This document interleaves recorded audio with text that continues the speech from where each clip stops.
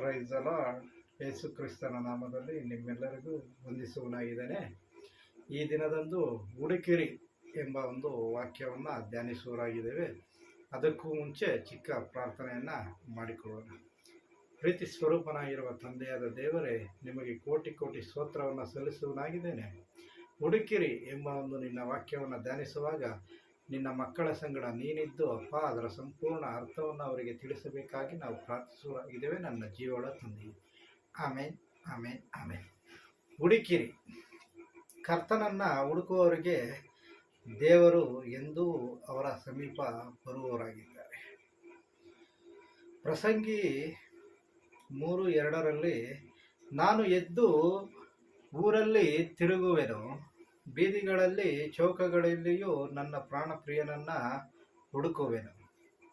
ಶ್ರದ್ಧೆಯಿಂದ ಅಪೇಕ್ಷೆಯಿಂದ ಕರ್ತನ ಪ್ರಸನ್ನತೆಯನ್ನು ಹುಡುಕಿದರೆ ನಿಶ್ಚಯವಾಗಿಯೂ ಆತನು ನಮಗೆ ಪ್ರಸನ್ನನಾಗುವನು. ನಿರ್ಮಲ ಚಿತ್ತರು ಧನ್ಯರು, ಅವರು ದೇವರನ್ನು ನೋಡುವರು.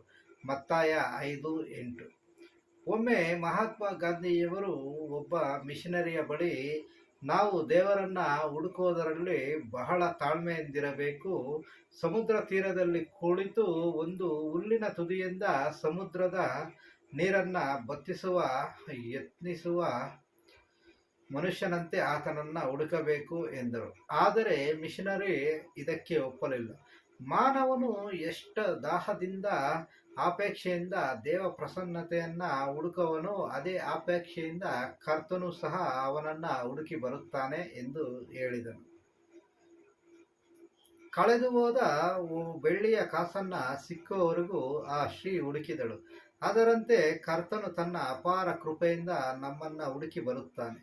ಬೆಳ್ಳಿ ನಾಣ್ಯದಲ್ಲಿ ಅರಸನ ಮುಖವಿರುತ್ತದೆ. ಅದರಂತೆ ರಾಜಾದಿರಾಜನಾದ ಕ್ರಿಸ್ತನು ರಾಜನು ನಮ್ಮನ್ನ ತನ್ನ ಸ್ವರೂಪದಲ್ಲಿ ಉಂಟು ಮಾಡುವುದರಿಂದ ತನ್ನದೇ ಆದ ರೂಪ ಗುಣ ಭಾವಗಳನ್ನು ನಮ್ಮಲ್ಲಿಯೂ ಹುಡುಕುತ್ತಾನೆ. ನಾವು ಸಹ ಆತನನ್ನು ಹುಡುಕಬೇಕಲ್ಲವೇ? ನಾವು ಕರ್ತನನ್ನು ಹುಡುಕಿದರೆ ನಿಶ್ಚಯವಾಗಿಯೂ ಆತನು ನಮಗೆ ತನ್ನನ್ನು ಪ್ರಕಟಿಸುವನು. ಸತ್ಯವೇದಕ್ಕೂ ಕಿವಿಗೊಡಿರಿ. ನೀವು ಕರ್ತನನ್ನು ಹೊಂದಿಕೊಂಡಿರುವ ತನಕ ಆತನು ನಿಮ್ಮೊಂದಿಗಿರುವನು. ನೀವು ಆತನನ್ನು ಹುಡುಕಿದರೆ ನಿಮಗೆ ಸಿಕ್ಕುವನು. ಆತನನ್ನು ಬಿಟ್ಟರೆ ಆತನು ನಿಮ್ಮನ್ನು ಬಿಟ್ಟು ಬಿಡುವನು ಎಂದು ಹೇಳುತ್ತದೆ. 2ನೇ ಪೂರ್ವವೃತ್ತಾಂತ 15:2.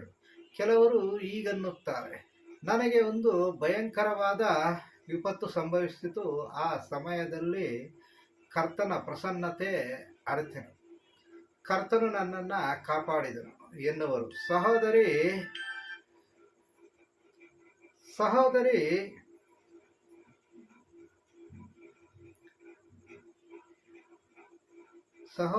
ಸಹೋದರಿಯರು, ನನ್ನ ಪ್ರಸವ ಕಾಲದಲ್ಲಿ ಬಹಳ ಹೆದರಿಕೊಂಡಿದ್ದೇನೆ.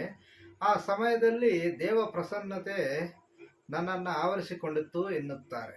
ದೇವ ಮಕ್ಕಳೇ, ಏನೋ ಕೆಲವು ಸಂದರ್ಭಗಳಲ್ಲಿ ಅಥವಾ ಕಷ್ಟದ ಸಮಯದಲ್ಲಿ ಮಾತ್ರವೇ ಆತನು ಪ್ರಸನ್ನತೆ ಇದ್ದರೆ ಸಾಲದು.